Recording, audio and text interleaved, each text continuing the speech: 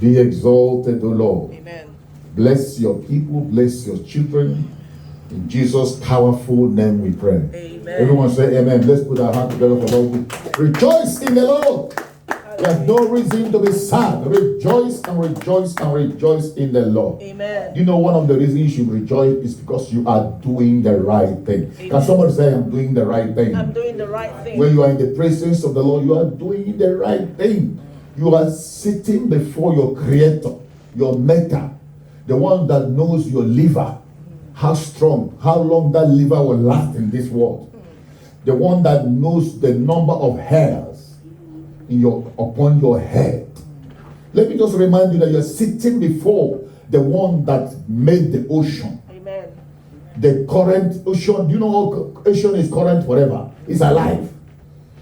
Ocean is always current. You will never see it sleeping. God is the engineer of it. Amen. Hallelujah. Amen. Everyone say hallelujah. Hallelujah. So you are doing the right thing. Don't fail to do what you are doing all the days of your life. Go to the presence of the Lord. Worship Him. Whether the sun is shining or not, whether winter, day, whether your friend join or not, make sure you worship. Thank you, Father. Thank you, Lord. In Jesus' mighty name we pray. Amen. Today I want to talk about amazing and excelling grace. Amazing and excelling grace. Amen. This is a part of the gospel that's not been preached very well. We know a lot about law and law and law and law.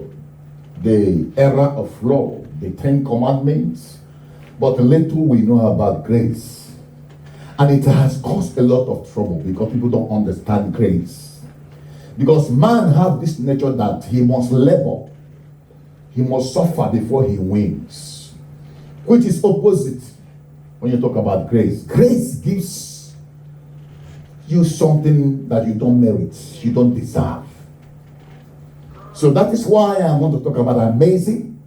That is surprising, and excelling is progressive. Amen.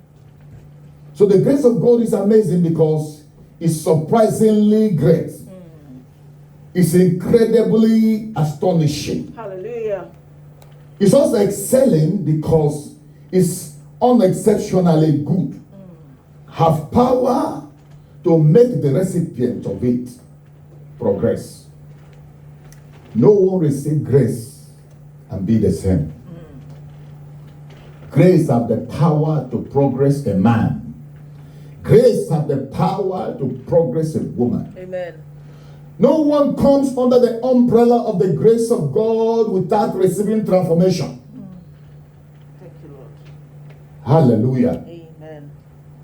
So if you have received grace and you are not performing, it's questionable. If you have received the grace of God and you are not performing, it's questionable. Because grace comes to somebody's life and makes it better. Because Jesus is that personified grace. When you talk about grace, you're talking about Christ coming to indwell a man. Amen. Christ coming to change a man, coming to make a man fruitful. Hallelujah. And so when Paul was talking, the first place I want to read for my introduction, and let me say to you that grace is what the Greek calls charis, which means, by meaning, kindness, charming in beauty, gracious, filled with God's favor or help. That's how the Greek says it. And the Hebrew call it shem, which literally means favor, kindness to another as a superior. But in English language, grace is summarized as unmerited favor. Unmerited favor. So I want you to understand what is grace. Grace of God is a gift. Is somebody with me here? Yes, sir. Can you say amen? Amen. If you're with me, say amen. Amen. I want you to understand grace so that you don't come to under condemnation. If you understand grace, you will be careful to use the word condemnation. Praise the Lord. Hallelujah. You'll be surprised. You will not be using condemnation a lot. You'll be seeing things with the eyes of grace. In 2 Corinthians 6, 2 Corinthians 6 from verse 1 and 2 says, we then as workers together with him beseech you also that you receive not the grace of God in vain. For he said, I have heard thee in a time accepted, in the day of salvation have I secured thee. Behold, now is the acceptable time, now is the day of salvation. Do not receive the grace of God in vain. Do you know what that means? Don't receive the grace of God without performing, without using it, without taking advantage of it. Take advantage of the grace of God. Amen. There is grace inside you. Grace to be better in life. Amen. Grace to serve God. Hallelujah. Grace to do better tomorrow. Amen. And this grace is a gift from God. You don't need to be qualified to get it. You need to believe to get it. That's what we enjoy every day. The power of the grace of God. Amen. The power of the grace of God. Amen. That is why it's wonderful. And now let me say to us something I want to let us know here. To summarize grace means grace is God's righteousness at the expense of Christ. God's righteousness at Christ's expense. God's righteousness. G stands for God, and arrow stands for righteousness, and A stands for act, and then C is Christ, and E expense. So grace is God's righteousness at Christ's expense. Praise the Lord. Hallelujah. So grace, that is why people question it. People are afraid of free things. They suspect, what is this grace? Why is it so free? It is free because God is rich enough. Your Father God is rich enough to give you this grace. Amen. Praise the Lord. Hallelujah. Before grace, you receive mercy first. The difference between grace and mercy is that grace is God is good will. Grace is good will. Meaning it is not asked for, nor deserved, but is freely given. But mercy, in other words, is compassion and kindness shown to someone whom it is in one's power, when it's in one's power to punish that one or harm that one. So, mercy is an act of mean to relieve somebody from pain. But before grace is mercy. It is because of mercy God sends grace. Can you say with me? It is because of mercy. It is because of mercy. God sends grace. God sends grace. Meaning that you were suffering, God had mercy on you. Say, hey, what am I going to do to rescue this man? He said, I give you grace. Is somebody here with me? Yes, sir. So, mercy is the senior brother of grace. God will have mercy on you. When you are dealing with something, somebody is owing you money, for example, and he's not able to pay you, and his business is going down. You say, oh, this is my friend. Let me have mercy on him.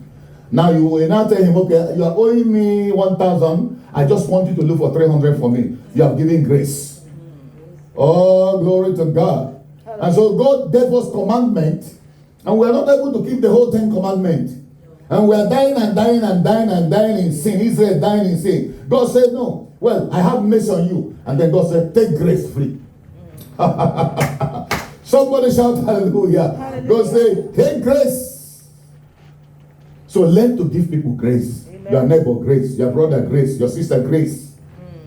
So mercy comes and grace come back, follows. Let me read it in the Bible. You say, Pastor, what is this word in the Bible? Let's go to Hebrews chapter 4. Hebrews chapter 4. Hebrews chapter 4. And I'm going to read Hebrews chapter 4. I'm going to read. Let me just read only verse 16 so that I don't take us so far. Hebrews chapter 4. He said, let us therefore come boldly unto the throne of grace, that we may that we may obtain mercy.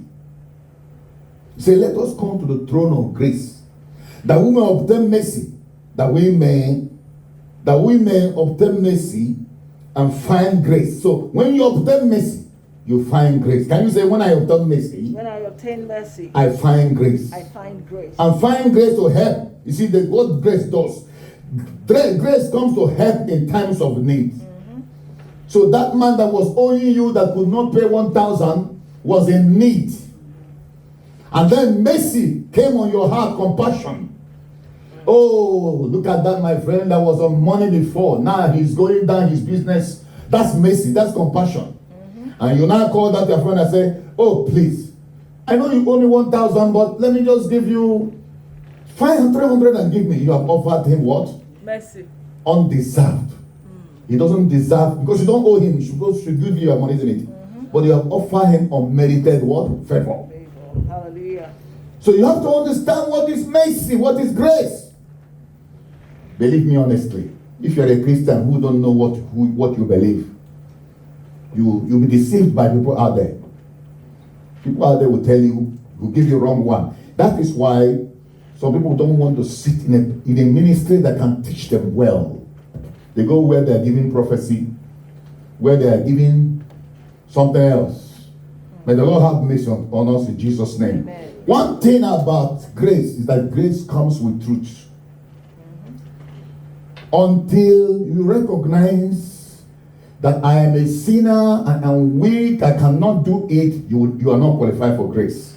Because grace, you're only qualified by grace, you are only qualified for grace when you recognize your weakness, when you recognize that you are in need, when you recognize and say true to yourself. Let us read something that will shock you, something that you would like to see. 1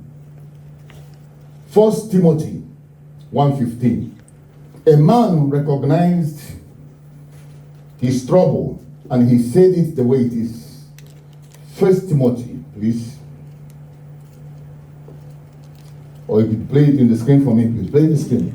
1 Timothy 1:15. It says, this is a faithful saying and worthy of acceptation, that Christ Jesus came into the world to save sinners, of whom I am chief. Paul says Jesus came to save the world, but he himself was a chief of sinners. Have you seen that he recognized that he is a sinner? He was a sinner and grace found him. Amen. How come you want God to save you, but you don't want to accept that you have done something wrong? That is why, for one to get born again or get converted, you must be convicted of your sins and go to God and confess all that you have done wrong and say, Father, I want to serve you. Forgive me whatever mistakes. Amen. And then what you are doing that time, that you're recognizing your need for salvation. Mm-hmm. You say, God, forgive me. You have confessed that the grace will just walk inside you. Amen. And that grace is Jesus. Can you say that grace is Jesus? That grace is Grace will Jesus. just enter inside you because you have followed the due process. You have followed due process to receive the grace of God. So the due process to receive the grace of God is acknowledgement of your weakness, acknowledgement of your sin. I can't do it, God. I am so weak. I am a sinner. I'm an unrighteous man. Help me. Then grace will walk into your life. Because you did what? You said the truth. Now, can you play for us again? John chapter 1, 16 to 17. Remember what I'm trying to explain now. I'm trying to explain to you. Somebody's coming. Let me review somebody, receive somebody. So I want you to understand that grace works. Grace operates with truth. John chapter 1, 16 to 17. 16 to 17. He says, for the law, no. He said, and of his fullness, that is Jesus. He's talking about his person of Jesus. And of his fullness have all we received, and grace for grace. For the law was given by Moses, but grace and truth. Can you say grace and truth? Grace and truth. Say grace and truth. Grace And grace and truth came by Jesus Christ. So the true grace of God works with truth. What is truth? The truth is that I was a sinner and then I received grace. Amen. The truth is that I am not strong without God. Then God gave me grace to be strong. Amen. God put grace in me in the place of my weakness. Can you say, Father? Father. Say, Father. Father. Put grace in the place of my weakness. Put grace in the place of. Use your grace Use your grace to change my weakness. change my weakness. That's how it works. Understand grace. If you understand the grace of God, you will not be thinking about backsliding as a Christian. Say, oh, I'm tired. I'm not going to serve God. Go to God when you are weak and say, revive me. Keep me strength. Grace, fresh grace, come to me. Fresh grace, come to me. Fresh grace, come to me. Amen. That is how it goes. Lord, take away this weakness and put grace. Amen. Before grace will work in your life, you must recognize your weakness. You must recognize, here I am not doing fine. Here I need more power. But if you live in pride, and say, oh, I don't need it. My father was a headmaster. My grandmother was a pastor. And then I was born in a righteous family. You are not qualified for grace. Only sinners are qualified for grace. And you don't only receive grace during born again. Grace continues to work in your life after born again. Amen. You live by grace. Hallelujah. Some people always say by the grace of God. I hope they understand what I'm talking about. Can you do this by the grace? It means by the empowerment of the grace. Amen. Now, I want to show you something. People in the Bible, few people in the Bible, I hope I will have enough time, Yes. that grace changed their lives.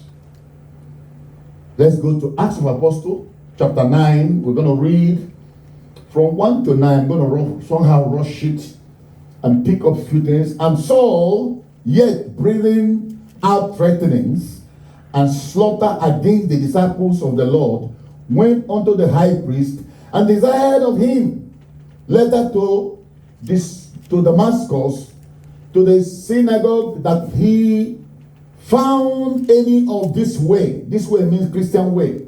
Whether they were man or woman, he might bring them bound unto Jerusalem. Can you go up to 6 now for me? 6. Go to 6. Thank you very much. And he, okay, let's start from 5. Yes. 4. Go to 4. It's important. And he fell on his way to Damascus. Suddenly there was a shining light. He fell to the earth. The same man that planned to go and kill Christian, he fell. Jesus have arrested him. And he heard a voice saying unto him, Saul, Saul, why persecutest thou me? And he said, Who are you? Who art thou, Lord? And the Lord said, I am Jesus, whom thou dost what? Persecuted. Yeah. Have you seen why? He said, it is hard for thee to kick against the prick. Paul, in 1 Timothy chapter 1:15, called himself chief of sinners. Chief of sinners. Have you seen why? Because he was going about killing the right people, killing the disciples of Jesus. On his way to Damascus, he was arrested by grace. Because God had mercy on him, the kind of life he was living. God had mercy. And then grace arrested him. Hallelujah. And this man, you know the story very well. This man turned to be the best of the apostles. He did not see Jesus. But he did more work more than all those that saw Jesus. He did more work.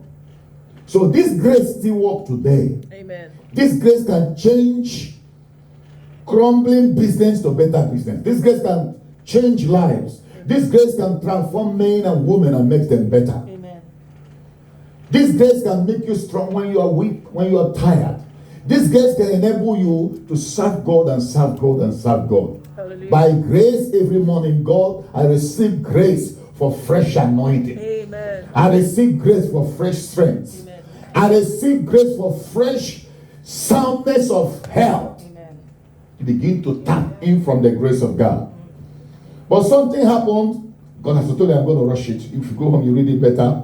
Look at, let's see verse 13 to 16. I want to explain something here. Verse 13 of that chapter of Acts.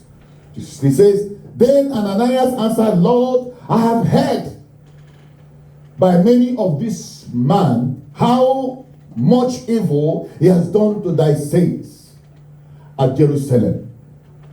This is not human thought. Because Saul was sent to Ananias and said, pray for him, let his eyes be open. Look at what the Lord answered him. People do sometimes ask this kind of question. Oh, is he a Christian? When did he become a born again? Oh, born again. We know him on this street. Oh, we know him born again. They say, oh, Saul, is it this man that been killing this murderer? Look at what the Lord said. And here he has authority from the chief priest to bind all that called on thy name. But the Lord said unto him, go thy way, for he is a chosen vessel unto me, to bear my name before the Gentiles and kings and children of Israel.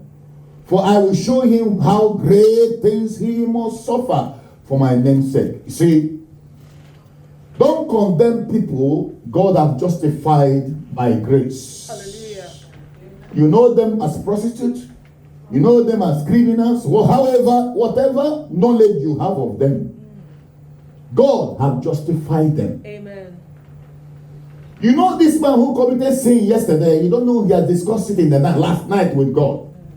He went home and he was convicted of what he has done, that have spread the whole street that he had done this. And then he went back in the night and said, and fell before God and said, please have mercy on me, forgive me. Amen.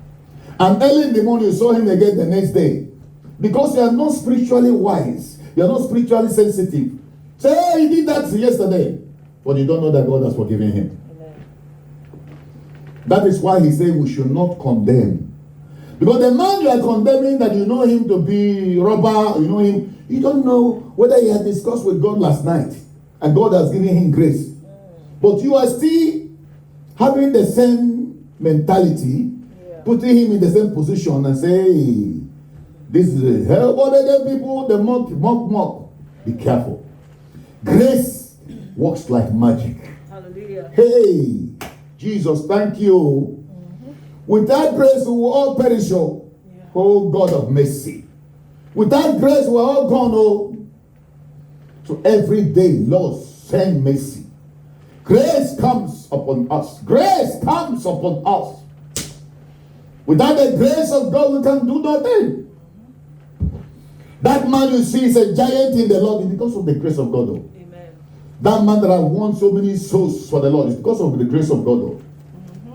So this man, after God arrested Saul, he was known as Saul, and then he sent him to a human being that was a pastor or a priest or a disciple. The man did not pray. He said, God, this man, you want me to pray for this man? He's an evil man. He has killed a lot. He has killed a lot of us. God said, get behind me.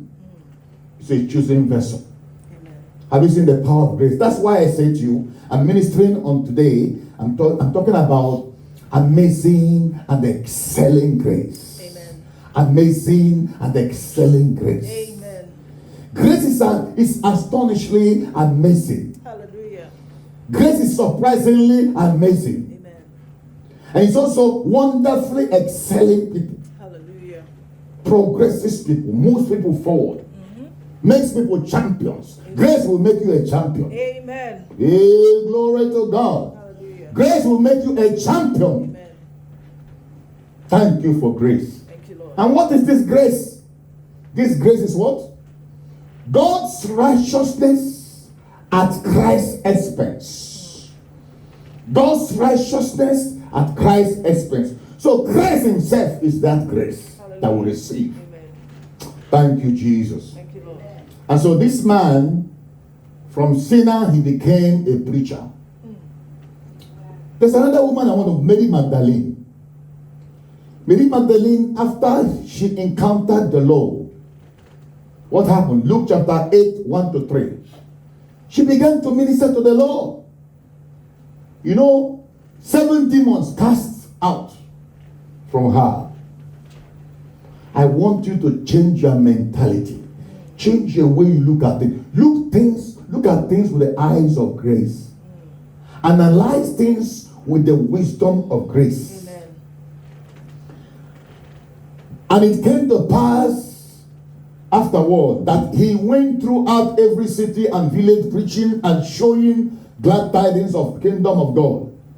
And the 12 were with him. And certain woman which had been healed of evil spirit and infirmities, Mary called Magdalene, out of whom went 7 demons. And Jonah, the wife of Chuza, Herod's steward, and Susanna, and many others which ministered unto him of their substance. So this Mary, this Magdalene, after she received grace, she joined other godly women and ministered to the Lord with her substance. You know what that means? Maybe they were cooking food, bringing water, helping. So a sinner changed and began to minister to the Lord. Hallelujah. Oh, stop calling people sinner. Find a way to help them receive grace. Amen. Even some of us believers in the church, we condemn one another. I remember when I was a very young pastor, we were 7 pastors in one Assemblies of God mission, Guinea Conakry. 7 pastors. I was number 3, a white man, and the next person, some guy, a pastor from Sierra Leone, West Africa, and then I was the number 3 pastor. So we gave a young pastor chance to preach in a particular Sunday called Chema. So he prepared a message because there was some things going on, elders in the church and blah, blah, blah, He said, all of you are sinners. All of you sinners, all of you are sinners. After he preached, the head pastor suspended him. He said, because you look at the body of Christ that God has redeemed, you call all of them sinners. You condemn all of them. You don't know how to talk to the body of Christ. He said, you will not preach this. You will not stand on this pulpit for 6 months. Myself, I learned a lesson there because I was a very young pastor. So be careful how you condemn somebody that have received grace. They might be weak, but they're still children of God. You say, Pastor, what are you talking about? You think when you are weak, God will leave you? You think God leaves you when you are weak? It is when you are weak, God comes to stay with you. Amen. Woo! What a God I serve. Amen. Some people don't understand. It is the time of crisis. God comes to help us. Amen. That time you are mocking us. Hey, he has died. He has died. Look at him, he will suffer. That's the time God is around looking at you. That's what happened to Job's friends.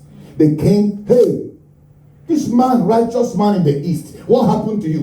What happened? What you must done something wrong. They begin to condemn. Afterwards, God said, okay, God bless Job. Job must pray for you people. Are you learning something there? Yes, sir. The same Job you condemn must pray for you. Huh? God opened my eyes every day. God help me. I am just a student of the Bible. I'm a student of grace. My mouth has uttered so many abominable things without knowledge, in ignorance. God have mercy. Amen. You can't receive grace and remain the same. Look at Mary Magdalene. Some people will say today, is this woman that some 7 demons left? Is she the one that will cook the food for pastor? Is she the one that will be one of the deaconess in the church? Everybody know her in the market. God have mercy upon believers. Amen. God have mercy upon us, isn't it? Amen. Yeah. That's why we pull down, we destroy without knowing. Thank God that comes to give us mercy. Amen. Praise God. Hallelujah. And so Mary Magdalene turns from a sinner to a recipient of God's grace. Amen. Another rich man, Zacchaeus, Luke chapter 19. It's another long reading again. You know the story of Zacchaeus. Luke chapter 19, 1 to 10. 1 to 10. But I'm going to jump it because of our time. It says, and Jesus entered and passed through Jericho. And when there was a man named Zacchaeus, which was the chief among the publicans, and he was rich, and he sought to see Jesus. He was who he was, and could not for the press, because he was little in stature. This rich man, Jesus was passing by. This rich man who is known for a briber, a bribe taker, a man that rains false accusation on people and get their money. So he sought to see Jesus. But the press, I remember the late Archbishop Idahosa, he was talking about press, those that write newspapers. He said the press wouldn't allow you to understand who is Jesus, because they were writing against him. So this man wanted to see Jesus, but the crowd, that's what that press means. And he ran before and climbed up in a sycamore tree and to see him, for he was so past that way up. And when Jesus came to the place, he looked up and saw him and said unto him, Zacchaeus, make haste and come down.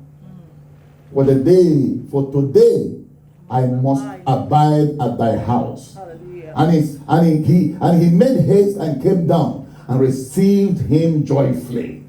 Amen. And when they saw it, look at this, they murmured, saying that he was gone to be guest with a man that is a sinner. Zacchaeus made his confession. He said, Zacchaeus stood down and said unto the Lord, Behold, Lord, the half of my goods I give to the poor. And if I have taken anything from any man by false accusation, I restore him. And Jesus finally said unto him, This day is salvation come to this house, for as much as he also is a son of Abraham. Isn't it wonderful? Yes, sir. Oh, glory to God. Hallelujah. How God changes people. Can you say how God changes people? How God changes people. How God changes people, makes people better. He changes people, he makes people better. Amen. He makes people better. Amen. He has made me better. Amen. You must be available for him to make you better. Amen. It is when you are available you receive. If you are not available, you will not receive. The man left his house, rich man though. He wanted to see Jesus. And because he was too short in stature, he said, no, I don't want this time to pass by. A rich man, you ever seen a rich man, a billionaire that climbs tree? He damned the shame. What people would, he climbed the tree. Hallelujah. He climbed the tree just to see Jesus. Because Jesus himself is God. Jesus knew when he climbed the tree. And when Jesus was passing, hey, Zacchaeus. Let me ask you a question. How did Jesus know his name, Zacchaeus? How did Jesus came to know that the man on the tree was Zacchaeus? Because he was God himself. I told you earlier that he knows how many hair in your head. He says, Zacchaeus, come down. I have seen your faith. Glory to God. Hallelujah. Come down. I'm going to eat with you today.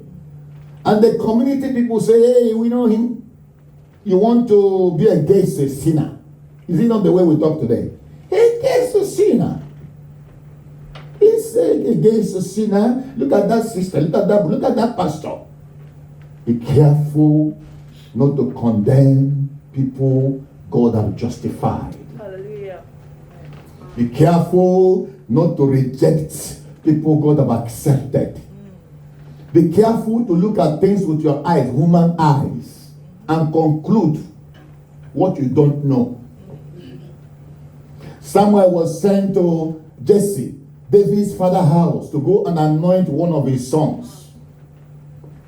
God knew it. So God did not tell Samuel his name. When you read the Bible, think, he did not tell Samuel the name of, he said one of his sons. Because God wanted to teach him a lesson. He went to the family. Immediately he saw his brother giant. He said, the anointed of the Lord is here. The Lord said, no. He said, no, I haven't chosen him. He went and another said, he must be this one. He said, no. He went and God was opposing. Until he said, is this the last one? All your children? The man said, no. There's one little one. A shepherd. Little one with little strength. A shepherd. It's in the wilderness. That was where God taught David how to shepherd God's people. When David came, he said, this is sin. I know Samuel was reluctant. He said, Lord, will this one be able to face Goliath? Well, this is a very small boy. He's not educated. Can he be a pastor? Lord, he was not born in a good family. Can he be a pastor? How can I ordain this one? He said, pour the oil on him. He is the right man. Hallelujah. Hey! May the Lord change us in Jesus' name. Amen. May the Lord change the way we think. The way we think is a problem. The way we think limits our progress. Sometimes when I'm reading the Bible alone, I get afraid. When God opens my eyes, I begin to remember all my sins, all my mistakes in life. I say, God, have mercy on me. God, have mercy on me. I am a human indeed. I am a human. The next one is a woman caught in adultery. Time will fail me to read. Okay, let's go there. Let me pick up one or two scriptures, but I'm going to summarize it. The woman, Jesus was busy preaching in a city, preaching to people. When they saw he was around, the scribes and the Pharisees, they caught a woman in adultery. And they brought the woman. They said, we caught her in the very act of it. They brought the woman before Jesus, saying, this righteous priest, what do you say? He said, they quoted Bible and said, the law of Moses said, stone her. The Bible says Jesus stooped on the ground, calculating her when they were born, all their sins, all the evil they have done. When he looked at them, he said, if you know you are better than this woman, cast a stone. Before Jesus lifted up his head, some of them forget their slippers. They ran and ran and ran. And when Jesus lifted up his voice, he said, where are those your friends? You might say, they deserted me. Say, go. Let me just read only verse 10 and 11. Said, where did you go? Where did you go? Did you mention? No, John chapter 8. No, John chapter 8, 5 to 11. And so, Jesus, let me read 10 and 11. 10 and 11. Just for explanation. And when Jesus had lifted up himself and saw none but the woman, he said, look at what the Lord said unto her. Woman, where are those thy accusers? Be careful when you accuse people. Has no man condemned thee? A question. She said, no man. The Lord said, no man, Lord. Jesus said unto her, neither do I do what? Condemn thee. Go and sin no more. I give you grace. Have mercy on you, and I give you grace, unmerited favor. Go and sin no more. Does it mean this woman will not sin again? No. He's a human being. But she will live in grace. Can you say, I live in grace? I live in grace. Say, I live in grace. I live in grace. That means that as a human, once you find any fault in you, something gone wrong, you run to God and say, God, have mercy on me, restore me now. Restore me, I'm sorry. If you offend people, you say, forgive me. But people these days, when they offend you, they are like police, you know where we come from, the kind of police there. When you go to police house, police will request for beer. And when he comes to your house, he will also request for beer. Right. They are like police. They will never say sorry. Yep. Very pompous people. They don't care who they push down, who they march upon, because their conscience has been sealed. With hot May iron. God have mercy Amen. on me and us. Amen. May God have mercy upon us. We are indeed human. We are indeed human. So this man, they brought him. They left their own sin. Oh.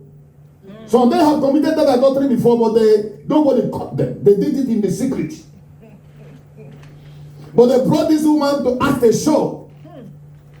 Mercy, Lord. So they will look like righteous people. But the master of the world gave it to them. He lectured them. He said, if you know, if you know you haven't seen before, cast a stone first. Everybody began to run. Everybody began to run, and they run and run and run and run. Oh, glory to God. Hallelujah. Glory to God. I'm going to begin to drive home now. Glory to God. Okay, let's read quickly. Matthew chapter 26, 31 to 35. And so you can see how grace changes people. That's what I'm ministering today. You are not yet done. God has not finished with you. Whether you are bishop, whether you are archbishop, whoever you are in the Lord, God is still transforming your life by His grace. Amen. That is why, growth is a process. Growth is a process, not instantaneous. So great growth cannot be instant. It's a process. When a baby is born, that baby has to be developed. The mother will give her water, breastfeed her. She's developing and she's become a teenager. From there, she become a man. So growth is a process. The same way, spiritually speaking, growing in the spirit is a process. That's why we have to be patient with people. The person with the brother we know yesterday or 2 years ago that cannot pray for 15 minutes. Maybe he has learned that prayer is more important in his life. He's not praying for 2 hours. It means that he's growing. It means that he's growing. So can you say, give people a chance to grow? Give people chance. Can you say, give me a chance to grow? Give me chance to grow. I'm growing. Then said Jesus unto them, said, all you shall be offended because of me. This is about Peter. Peter, this one now is a believer. All you shall be offended because of me this night. For it is written, I will smite the shepherd, and the sheep of the flock shall be scattered. But after I am risen again, I will go before you into Galilee. Look at what Peter said. Peter, believer, strong believer. Peter answered and said unto him, though all men shall be offended because of thee, yet will I never be offended. That's what we do when we come to the Lord. God, I will serve you. I will worship you. I will not go back. God, I will preach the gospel. I will support the gospel. We make all these promises with good heart. Good heart. Here, Peter was really sincere, even to die with Jesus. But he was weak in the body. Take us to verse 67. Let's end this service now. Verse 67 to 75. And then did they spite in his face of Jesus, and buffeted him, and others smote him with the palm of their hands, saying, prophesy unto us, thou Christ, who is he that smote thee? Go up. Now Peter sat with that in the palace. And a damsel came unto him, saying, thou also was with Jesus of Galilee. Peter, but he denied before them all, saying, I know not what thou sayest. That's how we deny Jesus. When we meet some of our friends, those are friends that their makeup can cost 200 pounds. The way they intimidate you. If they ask you, do you go to church? Say, sometimes. Sometimes I go to church. Those of us that cover our Bible, you enter train, others have open their newspapers and their big books reading. You take one paper and cover your own Bible because you are ashamed.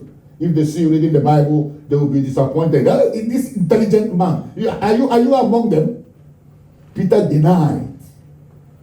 But he denied before them. I don't know what they're talking about.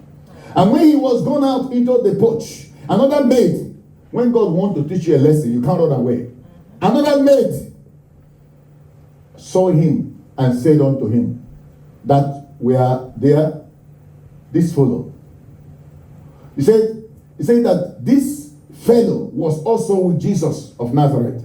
And again, second time, and he denied with an oath. This one he swear. True to God. He swear this one. He said, no, I am not one of them. The final one, after denying, he ran away and wept. Sure. The thrice one, he ran away and wept. Lord have mercy. What does that teach you? If you know you're a human being, listen to this.